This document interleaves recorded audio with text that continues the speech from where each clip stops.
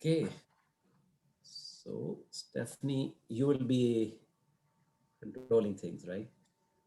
Yeah, so I will field the questions as they come in and ensure that they're answered live. Okay. So first thing we will do introductions, I think, and basically we want to hear from students, and I will be talking a little bit about their well-being and maybe potentially coming back to campus, and I want to basically want to hear from them. So and then after introduction, maybe as Lucas, you and Sumi want to say something as well for a minute or two. You think? I think that, the only thing I could touch base is about the research resumption. Okay, okay, let's do that. Uh, And you know, yeah, and Sumi, can you talk a little bit about UGF and GDS, not giving details, but saying that that will be coming soon? Mhm. Okay, that's good. And Rudy, we are not, I believe that MN students are not joining today. Correct. Yeah. So I'm actually wondering whether I should really be a part of the Your choice. panel. It's your choice. You want to stick around or not? It's your Well, choice. I'll listen to what Lucas and Sumi have to say. Maybe I'll learn something new. But No, because I think the idea was maybe that maybe some students might be Asking about MH program, right? So that's why. transferring to, so maybe that. okay, I'll stick around. Yeah, just stick around. Let's just see what happens. Okay, maybe Stephanie, I think we should let them in. Yes, they're all in attendance. I will just unmute them as if they raise their hand, then I will just continually unmute them so that if they want to speak, then they can do that, or else they can also ask questions by typing them in the Q&A. So we are live now. Okay, so good morning, everyone. My name is Rehan Sadiq, and I'm an Executive Associate Dean, School of Engineering. And we have a full panel today. The idea is that to touch base with all of you and see how can we help you, especially in this current situation. And on a personal level, I've been meeting with my graduate students, but it's been a long time. We haven't had a town hall. So the idea just came a few days back. We thought like it's a good timing as we already start talking about returning to on campus. So I want to have this session, open forum and get the questions and try to respond. But before we go there, I will pass on to Dr. Siddiqua so she can talk a little bit about about the latest things about the UGF and GDS, and then she can pass on to Dr. Bichler. Good morning, everyone. I'm Dr. Siddiqua. You probably all know me based on your annual report that you are submitting right now, which is make sure that you do it on time. So I'm currently in a process of, nominating the UGF GDS award. So we have started to roll out, and hopefully in a month or 15 days or so, you will be started to see the things that are coming on, and you're getting some information about the nomination process and who have been nominated for those awards. So this is something that you will be looking forward to in coming weeks or so. And in order to get these awards, you have to have a satisfactory annual report. So make sure that you submit your annual report properly and it goes through COGS, and they approved your annual report to roll out the money for UGF and GDS. Thank you. Lucas, please. Okay, thank you, Dr. Siddiqua. Thank you, Dr. Sadiq. And my name is Lukas Bichler, and I'm currently the acting director for the School of Engineering. I did want to just make a quick note about research resumption. And of course, many of you are experimentalists, and so the past couple of months have been quite challenging in terms of, trying to make progress with research. Hopefully, with the May long weekend, which is when the next announcement from the public health officer, Dr. Bonnie Henry, hopefully we will have some more clarity about when and how we can return to campus. I think that there is quite a lot of excitement with the ongoing vaccinations that, students, faculty, staff, technical support staff will be able to all come back in September and potentially maybe even sooner in some limited capacity. But again, at this point, we have to stay the course and keep practicing the rules that have been applied. And until or unless some new directives come, then we will see how we can hopefully open up the labs. So maybe I'll stop here and I'll pass it over back to Dr. Sadiq. Thanks, Lucas and Sumi. So one thing which I like to mention here, that school has been going through some changes, and Dr. Hurfar has accepted a position at UVic as the Dean of Faculty of Engineering and Computer Science. So she's moving on, and Dr. Bichler is taking her role as an acting director, and we are in the process of interviewing for the new director's role, which might take a little bit time. So during this time, Dr. Bichler will be the acting director, and then from July 1st, he will be our pro tem director for the school. So any questions related to director, please reach out to Dr. Bichler rather than Dr. Hurfar. Today, as I mentioned earlier, that our session will be an open forum. Please, you can unmute yourself, or Stephanie, can they unmute themselves? Okay. And or if you have any questions, please write in the question and answer. And I want to have a little bit more dialogue here rather than we just giving you information. And that's the purpose, is to touch base with all of you. So, so we are opening the forum now.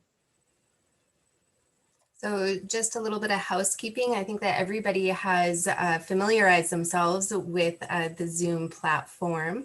But if this is not familiar to you, you can ask questions in two ways. Either just by raising your hand if you'd like to have the opportunity to speak directly. I can unmute you if you just raise your hand, which is at the bottom panel. And the other option is the Q&A. So far there have not been any questions asked. So pretty slow chat thus far. Yeah. So, okay. I see a question here. Yeah, I'm just reading. I want to carry out experiment with human subjects in September with permission from the ERB. It is not COVID related. What will that be permitted? I think I will pass on this question to Dr. Bichler. Thank you. So the face-to-face research and BREP and CREB regulations, I think that all of that is governed by VPRI. And so Professor Donkelar, Van Donkelar, he is basically the one who would be providing us with instructions on when can we go to the labs, or when can we have face-to-face interactions. And of course, that would also include research related to face-to-face interactions with external public. So at this point, we just have to stay the course and just wait and see what the instruction will be for September. Is there any follow-up question on this one? So then we are waiting for more questions. Just one thing which I like to share with all of you during last 1.5, I think more than a year for sure. During COVID situation, school has been working very closely with campus planning to create more space for on campus for our research as well as for our grad students. So we are expecting by September and October, we will have, we call it IP1. If you are coming on the north end of the campus, just very close to 4 Points, that facility will be opening up. And there are many students, especially on the materials and manufacturing side, as grad students, they might be moving with their professors there. So there will be some exciting stuff going on on campus. And also, I'm looking for more opportunities for our grad students to create some spaces on campus. So the idea is that as many of you have faced during your stay in School of Engineering at UBCO, about how challenging it is, the space issue. So we are finding a suitable space for our grad student is our priority. And we are diligently working on this one. So as we have more information, I'll be very happy to share with Dr. Siddiqua so that she can communicate with all of you. We have another question, I believe.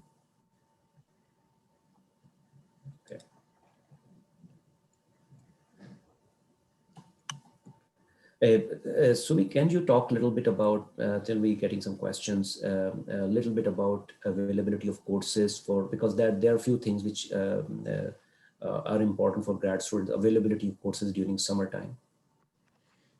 Thank you, Dr. Sadiq. I would also like to mention that there are new courses offered during summer term 1 and summer term 2. So I would recommend that you look into the browse the course list from our website and identify the courses that could be suitable for you. Some of the courses are not totally relevant to the technical expertise that you are coming from, what kind of background you have. Some of them are more on the communication level, softer skills, which are very important when you're looking into jobs, industry level. They're always talking about technical expertise are there with all our students, but they are always looking for additional expertise like communication skills, management skills, those softer skills. So some of those courses are really interesting and can be very useful for adding those values to your career. I see another question in the chat.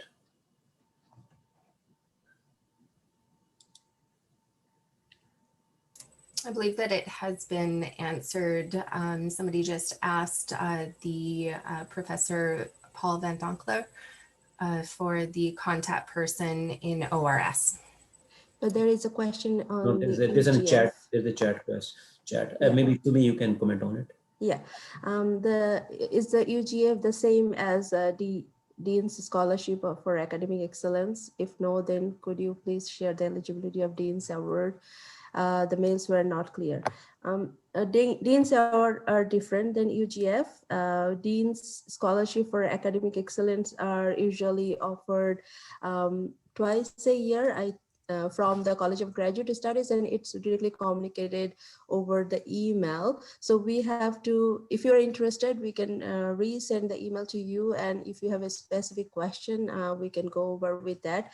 And your first point of contact can be always Shannon, Miss Hall. She can give you the details how to apply for that. And then if you have further questions, and I can set up a meeting with you and then go over with the process. So it's different than UGF. So Sumi, there is another question. Another comment is in the chat. It's related with UGS. Okay. I can only see this only comment, but the second comment is about So yeah, yeah, go ahead. This is, I'm reading from the chat. I think it posted for all the, maybe Stephanie, can you read this comment for Sumi? Yes, so the question was posed, is it mandatory to be on campus? Or Oh, I can see that in the chat. Okay, regarding UGF, are the UGF's awards are assigned to each student directly through COGS, or UGFs are assigned to supervisor, so the supervisor chooses to which students they give the award? Allocations was given from COGS to School of Engineering, and School of Engineering has divided their allocation based on the eligible students number to their supervisors, and then the supervisors will nominate the qualified student from their pool, own student pool, to identify which student will receive UGF, and it has to approved by the Graduate Studies Committee from a School of Engineering, and also it will go to COGS after that, and COGS has to approve those nominations as well for those UGF. I just, there's a comment, there's another question for I think, Dr. Bichler. So the question was if it's mandatory to be on campus by September, and especially with respect to the travel ban. So again, the situation is fluid, and things will change. And today we have restrictions, and hopefully 1 month from now there will be less restrictions, 2 months less. And so at this very moment, we don't know exactly what the global situation with travel restrictions would be. That being said, yes, the expectation is that by September, you will be on campus, taking classes on campus, doing research on campus. There will be probably some level of, flexibility to some extent, that maybe some portion of a course could be done online, or some sections of courses could be done online. However, at this point, please do not rely on the option of having online education or everything being online. Again, as I said, the expectation is that we will be back in person on campus? I just want to expand on what Dr. Siddiqua mentioned about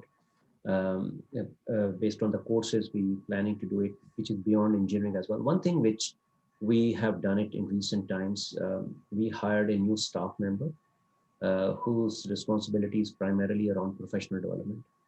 So there are a few things which we have started from undergrad students, but we like to expand this for grad students as well. We all, as all of you know, that especially for PhD students, not everyone end up going to academia or research, but they don't have an interest in that direction. So the question always comes that students coming out with PhD degrees, what exactly they will do? Do they have enough training or do they have enough skills? This question has always been asked. So I was the person we hired, his name is Grant. I was talking to him recently about potentially starting some specific professional development programs for our grad students as well. So this is one area which, as Dr. Bichler has joined as our team.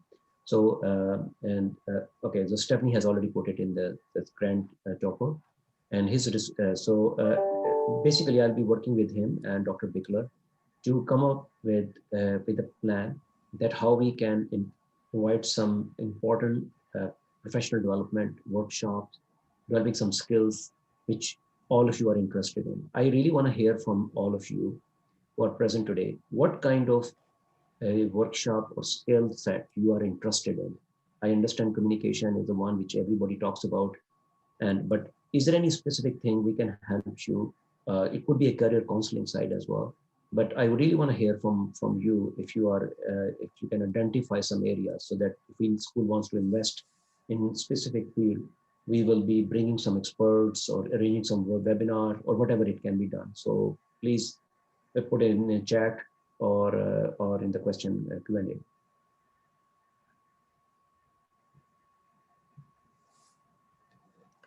There is a question on the chat. It's nothing related to the professional development, but it's related to the course. So I'll just go ahead and answer that.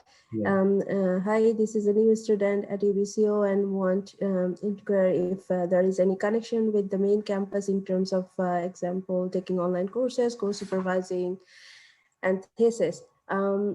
Yes, we collaborate with our colleagues from Vancouver campus, depending on the need of the project and collaborations on the project. And also, if your supervisor feels like you need to take a course from the Vancouver campus, so it can be done as well. So it is a common practice to take a course from Vancouver campus as needed, but it has to come from your supervisor's recommendation, and you have to complete a online form to take a course from the Vancouver campus. I signed that form, and then it goes to College of Graduate Studies. They approve it, and then it goes to the Vancouver campus, their graduate program as well. So this is a process required. About the co-supervisor, that depends on your supervisor, whether he or she feels that you need to have a co-supervisor from the Vancouver campus. One other thing, as we are waiting for some questions, I would like to bring here about allocation of TAs and what is the process. So I will request Dr. Siddiqua to explain a little bit, because some of you are new students, they might not know what is our process for assigning TAs and how it works. Okay, so we have started to look into the applications for the next academic year, T applications. So at the beginning of the term, during the summertime, we have this online application open for all our graduate students who can apply for TAs. Depending on their background, interest, and relevant expertise that course require, you can apply for any courses that fits into your background and technical expertise. And then we have a few committees that work on very carefully for all the applications. They applied for different courses. We go through all the applications, find out the right fit for each of the courses, and then offer a TA for that position to that particular student. And now, of course, we don't have enough hours to provide all our graduate students who apply for TA. So we try to allocate as many students as we can, but probably we cannot give it to 100% depending on number of courses we have. But this is a very thorough process. We take our time, find out the right fit for the courses. And if you have any particular courses you're interested with, make sure that you apply for that particular courses and that fits your background, so that we can look into your CV when we are finding the right TA for any course. Especially the third year, fourth year courses are very specialized kind of courses. So if you don't have the right kind of background, it would be hard to get those courses. But the first year, second year courses, any engineering student can take those courses, teach those courses as a TA. So it is more open opportunity for all different backgrounds students that we have in our program. So if you have any further question related to TA, maybe I can answer that Yeah. question now. Okay, so I think there was some question being based on my previous comment. I think there was some question here on the professional development, networking, industry forward, problem picking, how to set up the own startup. So we just recently, as I said, that we have started piloting something for undergrad program, which we would like to expand. And one of the area which we have invested this year, and we call it impact funding, which is basically ideas around design, innovation, and entrepreneurship. That will be, we are thinking of expanding this program to graduate students as well in the future. So that is one area which graduate student can compete. And the next year I will have to talk to Dr. Ken Chow, who's the, we have hired a new faculty member, Alon Eisenstein. And the idea is that this kind of mentorship will be available to any student in our school. So I have to figure it out, the process through which we can, any interested student from our school, regardless if they are undergrad or grad student, should have a proper mentorship at the school level.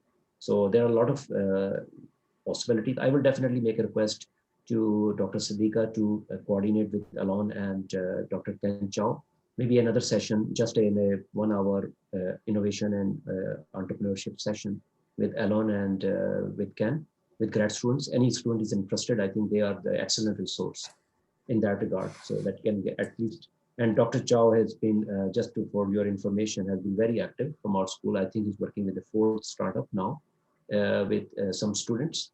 So he's an excellent resource for our school. So, and by the way, any ideas after this session you have about a potential professional development program, webinar, or any kind of workshop you would like, you are interested in, please reach out to Dr. Siddiqua and Shannon. We can figure it out how it can be done. One important thing, I really like to see that if we end up arranging those sessions, there is enough students attending. This is very important part, because we don't want to, because these kind of sessions can be very expensive. We just want to make sure that enough group of students, and that's what I'll be going to make a request, that we should have people signing in, that they are interested in this thing. If we have only 2 students are interested, that's very, it's not economical for us to arrange those kind of sessions. So my recommendation will be, please talk to your colleagues and identify those topics which are interest of everyone. So the next question is related to RA funding and also UGF. So is having RA funding or not having it effective on receiving UGF or any other awards? However, receiving a TA position, having RA is requiring for receiving TA. No, RA funding is coming directly from your supervisor's commitment towards you. And UGF and TA, these are School of Engineering's funding. So the allocation process is totally different. In order to receive UGF, you have to have a satisfactory annual report submitted by you within the time frame, and your supervisor has to nominate you for the UGF for this academic year. And for TA position, you have to take initiative. You have to apply for TA and the right fit for you, the courses which are right fit for you, apply for those courses. And then it will be decided by the TA hiring committee that you are appointed for that a TA for that particular course. I'm just looking at the comment in the comment section. We have regarding the professional development, I suggest to host a workshop where successful stories of PhD holders who joined the industry are presented. And I think it's a great idea. We will be very happy to do that. The speakers could explain their stories and how they emerged in the story. Yes, I think this was discussed some time back as well, and we have some very interesting, successful stories.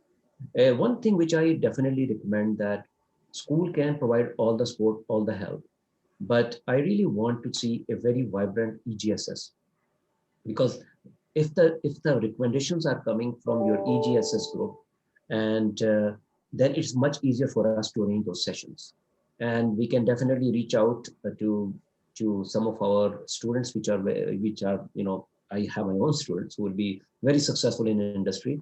I don't think that anybody will say no to be a panelist on those kind of session, and I don't have exact number, but I quite confident we have graduated more than 100 PhD students in last 15 years or so, and many of them are very successfully working in industry. So for us, to bringing those people and in our panel and then sharing their stories would be definitely very motivational. So we'll be happy to do that. So, but I would highly recommend, please coordinate through EGSS so that Dr. Siddiqua and Shannon can identify, and then we can arrange those sessions.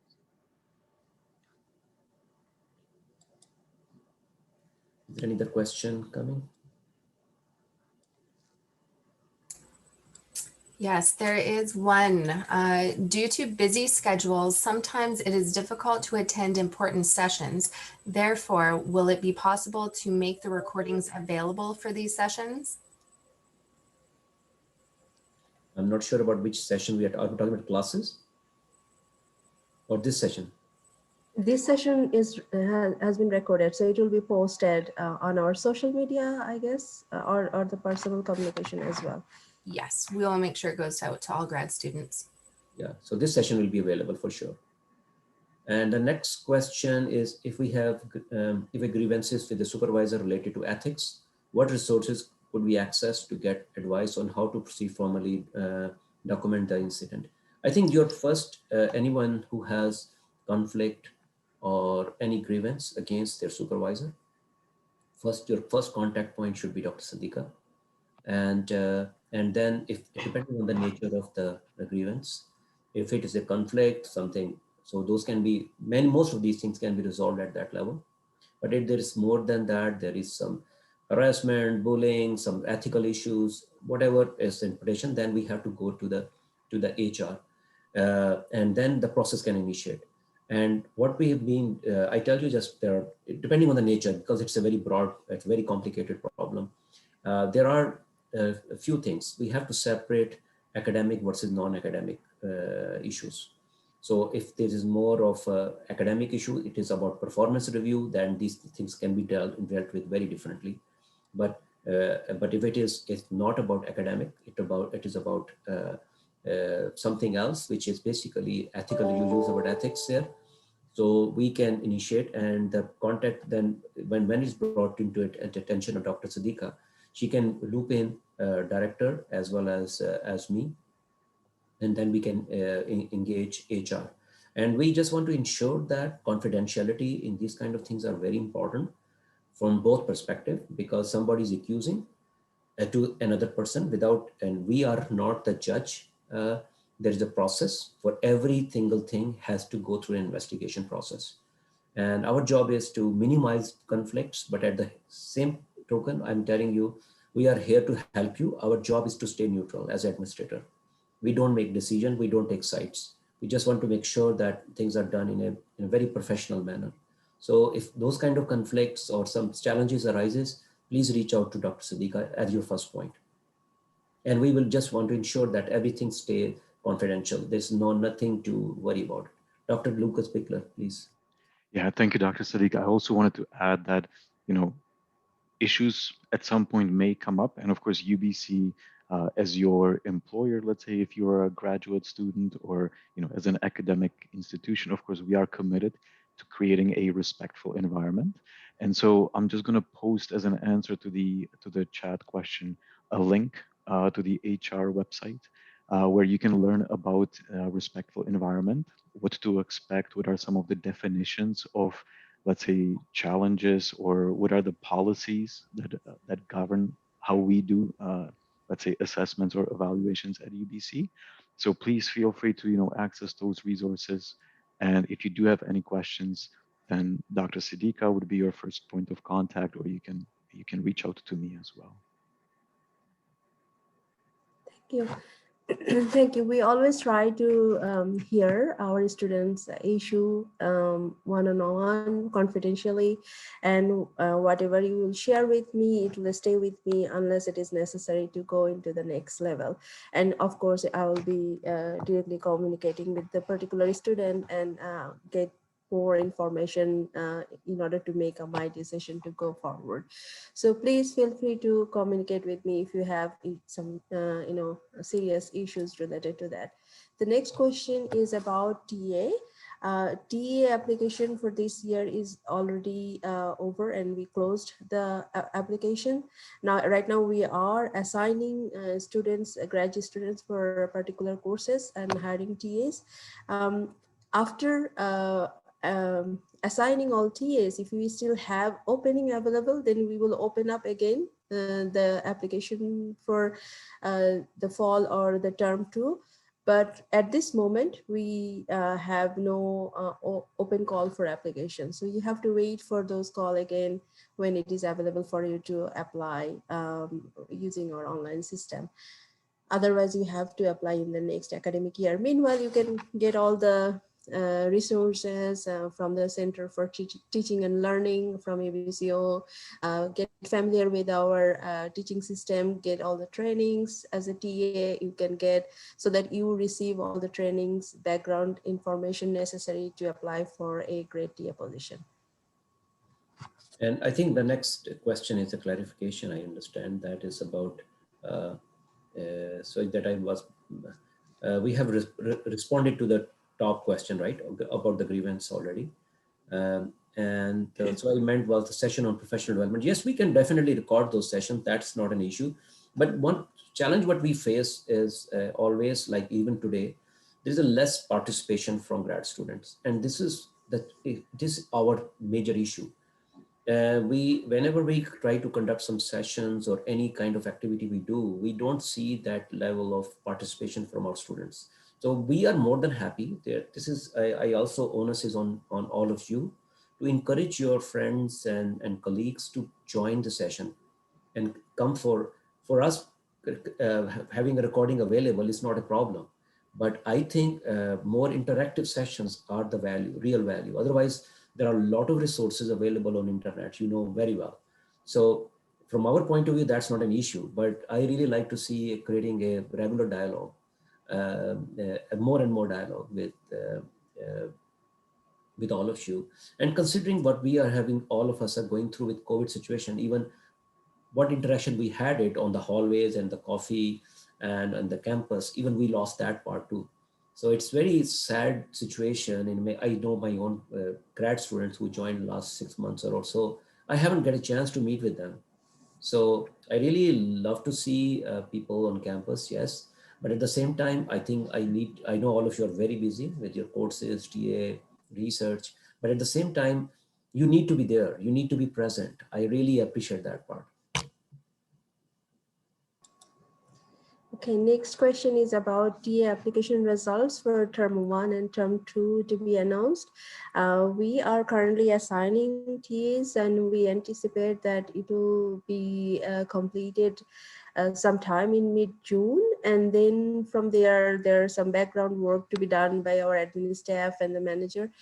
And hopefully 8th of June, July, you will be receiving your offer letters. Yeah, I just want to ask because I think all the questions we have consumed here. But about how everyone is coping up with the COVID situation. Is there any specific challenge they are facing at this point? Very specific challenge. I know we are in it for more than a year now, and there's a little different type of equilibrium have developed over time. But I really want to hear from your well-being point of view, what challenges all of you are facing.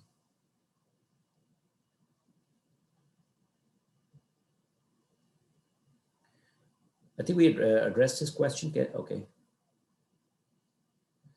Okay, so somebody put a comment. I've set a small lab in my house to conduct. You can, I would suggest that because we have a small group today, you can speak up, you can unmute yourself, and you don't need to, and you can, I think we'd rather have a dialogue. So please unmute yourself and speak up.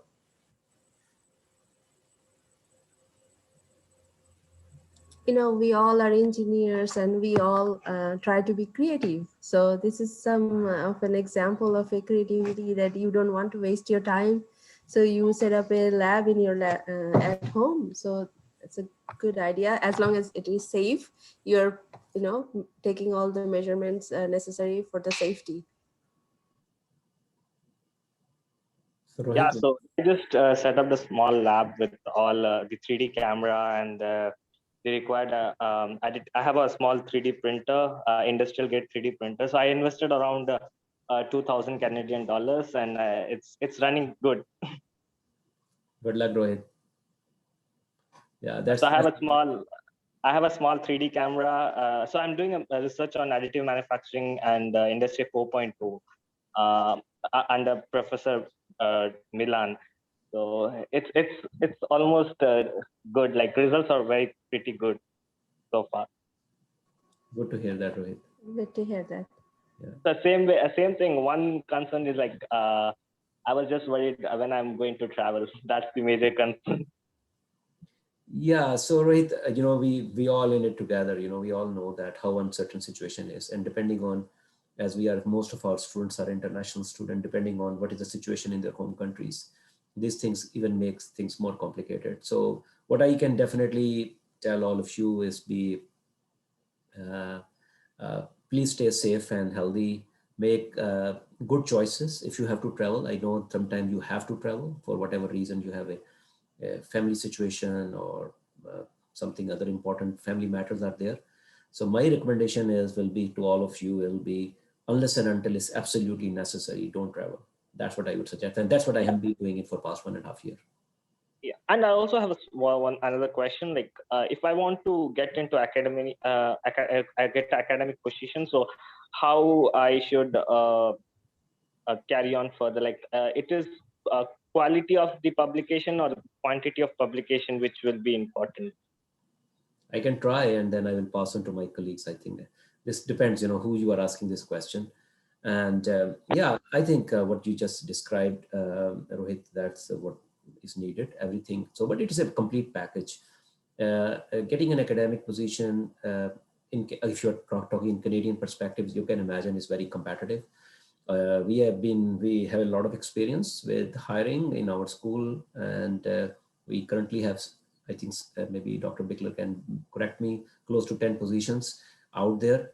And we, on every single position, we get close to 60 to 80 applications. So there is a competition. By saying that, if somebody is really motivated and to be an academic, first thing is that, there was a time when engineering students don't need a postdoc, but now these days, as competition is growing, even for starting positions, we started looking into a postdoctoral experience as well. That is that's an extra advantage. You will have it. But one recommendation is try your best to gain experience from the different places. That is very important.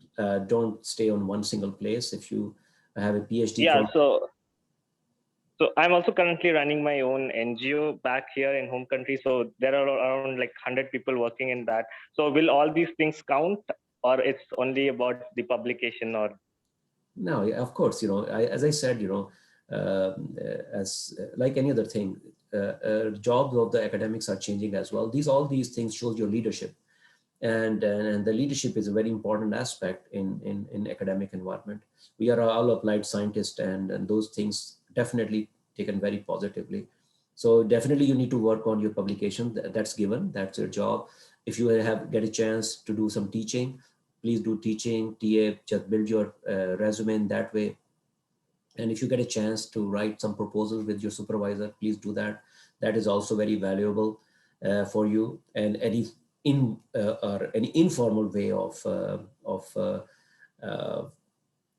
you know, helping it some of your junior students in your research group, that will be another important thing there. Those things really add a lot of value to your CV. I'll pass on to Dr. Bichler and Siddiqua and Dr. C. Teller if they have to add something here. Thank you very much. Yeah. Thank you. Thank you. Rohit, I would maybe just add that, if you do look at the job description of a professor, it really comes down to three things. One being research, another one being teaching, and the third one being service. And so when you will be applying for positions, and I'm going to say, at any university, you would like to have on your CV, a few items that you can speak to these three categories. So, obviously, if you have papers, or if you've been involved in applying for grant applications, then you have some experience with research.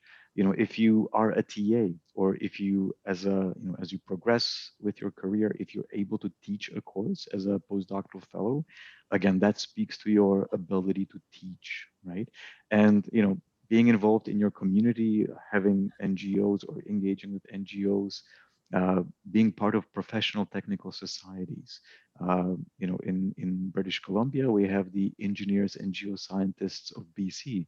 If you want to volunteer with them and network, right, those are the kinds of things where you can make impact on, on the community level. And so all of these things put together can create a very powerful CV. And this is what we would be looking at when we are hiring individuals. Okay, thank you very much. Okay. We have two questions there as well, right? Go ahead, Rudy. Well, I just wanted to add that this is actually relatively similar to trying to find a job in industry as well. Any of these things that you're doing, maybe papers aren't quite as important if you're trying to go to an industry position. However, if you can show that you've organized an NGO, or if you've shown that you have projects outside of school, that certainly helps. So any of these things are not a waste of time. And I would strongly encourage you not to just focus on just getting good marks and writing a lot of papers if you have any interest in trying to find a job later on. You might be able to get an interview with your degree, but in the end, they'll also ask you, are you a well-rounded person when you want to find a job in industry? And so you really should try to have both in any case, even if you're trying to go to industry and not just to academia. Thank you. Okay, thank you very much. Thanks, Rudy. Sumi, can you answer this question in the Q&A? Yeah, I saw the question is related to a master's program to PhD transfer. And the course transfer is easy, but how you calculate your achievement in the research ability, because it's a very subjective, how you demonstrate that. So the point is, when you are working on your research, what was the area you were working on? What was the objective you were achieving? If you are working on the experimental, that means you have produced some experimental data. Even if you're working on the modeling side, you have answer some of the important research questions. So if you can identify them, and your supervisor can be very useful on that as well, to provide you some guidance, what you have achieved in your discipline in the research category. And if you come up with a conference article in a short period of time, or if you have a portion of your research article produced during this time of your work, those are very clear indication of your research ability, and that can help you to transfer from the master's to PhD program. If Dr. Sadiq wants to add anything. But if I remember, Shannon might know the rules here, but I don't think so you can transfer from master's to PhDs unless you finish your all courses. in Yeah, master's? that's he said. Yeah, he said that he finished his courses. Yeah, and He's but clear about the courses. yeah, and professor and the supervisor need to agree on as well. But that's my understanding. Shannon, please jump in here. Unmuting myself. Thank you. I actually don't think that the students need to complete all of their coursework. From top of my head, it's just to have completed 12 credits. But I can definitely go and research that right now and let you know. But it's very clear on the form exactly. I what think the students need. Brian has understanding about the form. He was more about, how to quantify the research, demonstrate the research capability in the form. Because the form says that you have to have a strong research background to transfer from master's to PhD. So that was probably the question, if I'm not wrong. Yeah. That So has to we be have to gauged by follow supervisor. That has to be Yes. gauged by supervisor. I yeah, supervisor has to agree on that. Yeah, and the student only has to, I beg your pardon, only has to have completed 9 of 12 credits. So you don't have to complete all 6 credits, because as a PhD student, you don't even need to have any courses. So, yeah. Okay. Yeah, so there is some other question about the rentals. I in that part, I still really don't know how to answer that question. I know this, but we have seen it that the whole Okanagan Valley becoming more and more expensive over time and getting it really challenging for finding suitable places. But I will open up this thing for any of our panelists who wants to jump in or share their experience about the rental market and how we can help. Generally, what I seen with my students, that whenever some new students are coming, I always connect with some of our existing students. That's what I do. Depending on which country you are coming from, where maybe there's some cultural connection there. People prefer that way.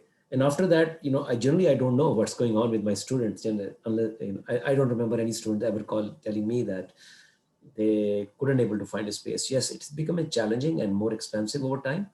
So, but I don't have a tips, maybe Shannon, Stephanie, anybody can give some tips here for finding a rental space. Go ahead, Shannon. Shannon, yeah. Actually, a really good resource is is connecting with the EGSS group.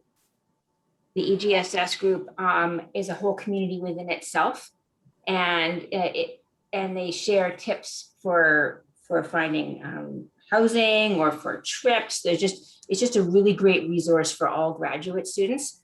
I'll get that link and I'll share it within this this meeting now.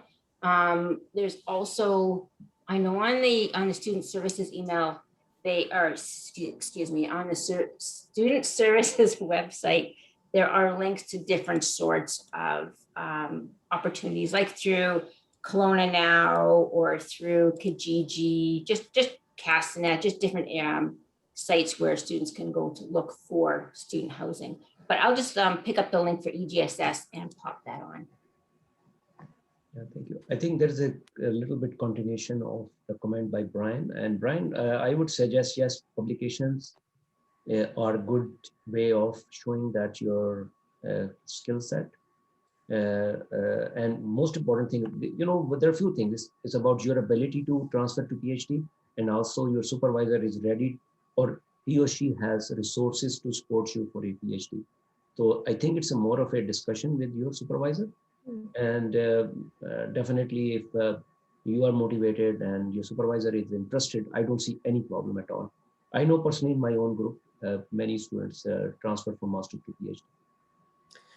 I also wanted to add here, because he was mentioning that he has never been to UBCO campus and he's working remotely and not connected. He feels disconnected. So it's a good idea to meet your supervisor as much as you can, as much time he or she can give you, and also try to meet with the other members of the research group. It's not only the supervisor, but also the other members of the research group. If you meet with them occasionally, bi-weekly basis, then you will be connected with the whole research team. And also try to look into the EGSS, that our graduate student society that we have, their activities on the social media, try to follow them. and connect with them as well, and find some interest out there, what interest you, and then communicate with those, with the group, then that will make you feel connected within the team. And if you see any activities going on our social media for the School of Engineering and you find that interesting, so make sure that you follow that, and that will make you connected with all of us all the time. And we all want to come back to our classroom, to our office. We all missing our office and research labs, but yes, but we have to wait for the right and the safe time to return. Yeah, so Stephanie, can you clear those questions which has been responded already? So, and other thing which Brian, you just said, if your supervisor is on board, I don't see any problem. I think he or she has to make a case for your transfer. There's a process. I think it's a straightforward process. It's not that complicated, but its approval comes from COGS, not from us. We just make recommendations. Shannon, this is correct? Shannon, you are mute. I beg your pardon, Rehan. I was just reading a chat and I missed your question. I'm sorry. My question is that once supervisor is agreed and the student meet all the requirements, COGS, but still COGS has to approve the transfer from master. This is correct. Absolutely. Once we submit the paperwork and the rationale from the supervisor and Sumi signs off, it still goes to the College of Graduate Studies for their assessment and approval. And the other question about the no course requirement for PhD is a drawback or good thing, bad thing is, if you're coming from a UK system, it's pretty normal. And if you're coming from a American system, yes, most of the universities require, I know some universities that require 10 courses. That's the situation in University of Alberta as well. So we are somewhere in between in a way. By saying that we don't have a course requirement doesn't mean that grad students don't take courses. I think my personal experience is I don't remember any grad students coming out of my group have not taken less than 4 to 6 courses in their PhD. And maybe I will request my colleagues to comment on that one. But personally, I think it is more of not about courses for sake of courses. It is about filling the gaps where you see that you don't have enough knowledge. You have to go extra mile and take courses. Sumi, please jump in. Yes. Totally correct. When you are taking a PhD project, some of the backgrounds you are probably not familiar with based on your past studies, educations.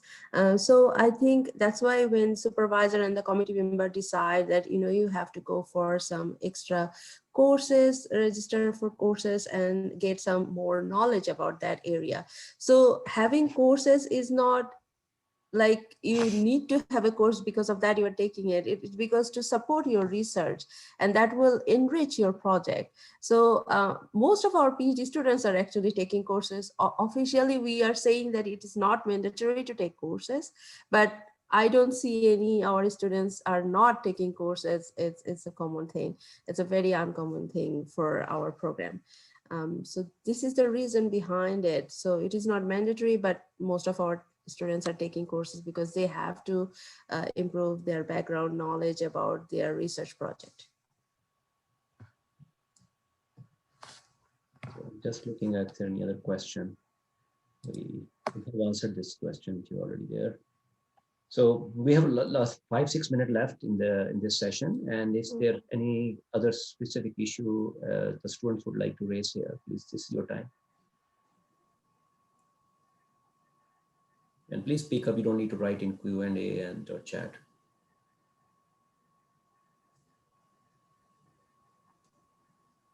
So Lucas, any last minute word or from the panel? Or any other information, Shannon, you want to share with the students at this point? I was just going to come back to Brian's note because Brian, you mentioned also that sometimes people or students can feel a bit isolated or that sentiment, and so of course it is challenging. Let's say to be working from your home office or from your room and doing research and studying in this and that. So if you would ever need to reach out to somebody, of course there are many resources on campus. There's the health and wellness clinic. Absolutely, feel free to reach out to your supervisor, your peers if you are comfortable talking to them, or any other faculty members or administrators. So again, you're not in this alone. There are many people who are happy to help, and all you have to do is just to reach out. So and that goes, of course, to anybody. So people are here to help. So I Thank just you. noticed there's another question in the Q&As about perception about UBCO, UBCV. Yeah, it's all depends, how we interpret it. I just want to give you my perspective on this one. See, this is what really graduate studies all depends on what type of research you are involved, and who was your supervisor and how you were working, and what was your experience during this journey. That what really matters. So by going in a different building in UBCV versus UBCO will not change anything. It's about your experience and what kind of initiative. For example, Rohit today mentioned about his NGO experience, which basically, it doesn't change at all if he or would have been in Vancouver. So these things are, so my recommendation to all of, you are all young people and entering into your practical life, just keeping this thing in mind that just by notion of that you are graduating from this place versus this place will change make a major difference in your opportunities for you. Personally, I don't agree with that. Yes, there is always be perception. There is always be perception that UFT is better than UBC. There is a perception that UBC is different from McGill. Of course, there are perceptions, and what really matters is what you learn during this journey.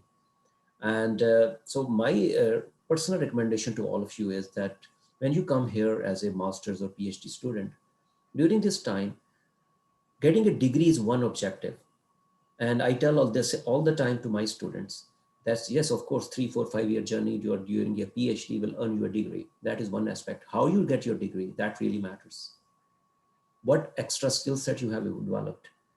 Are you a better communicator after 4 or 5 years? Can you deal with industry better? Whatever those skill set you are interested to build, it's up to you. It's not an undergrad education that we just go in the class and we teach certain. So lots of initiatives has to come from students. We are here to help you create opportunities. Yes, there are different opportunities. I will not compare O versus V. I would say there are two different experiences. It all depends what you want. Many of you have experienced this thing that you when you reach out to professors, you depending on their skills, on their expertise. So we have people. I've seen actually I've seen many of our students are flourishing. I don't see any challenges with them when somebody starts looking at this micro level detail where they graduated from. So that will be maybe my own bias, but I want all of you to feel confident and proud. Where are you coming from? It's all depend on your experience, and then you make the best use of this time. That's what I highly recommend. I know we have 2-3 minutes, and maybe this may be the last point. If any one of you want to jump on it, I don't think so. We can answer all of the questions here. Go ahead, Sumi. You want to say something here?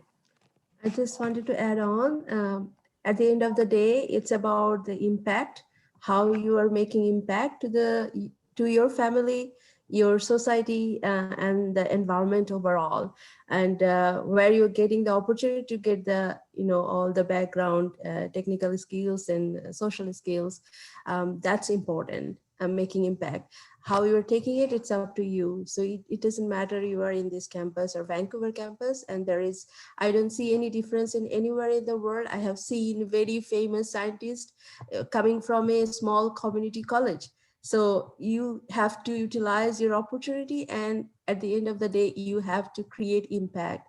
So that's more powerful than anything else. So that's how I take it. Thank you. So I think we are just very close to our finishing time. So I really appreciate the panel today, and also appreciate all of you of joining today.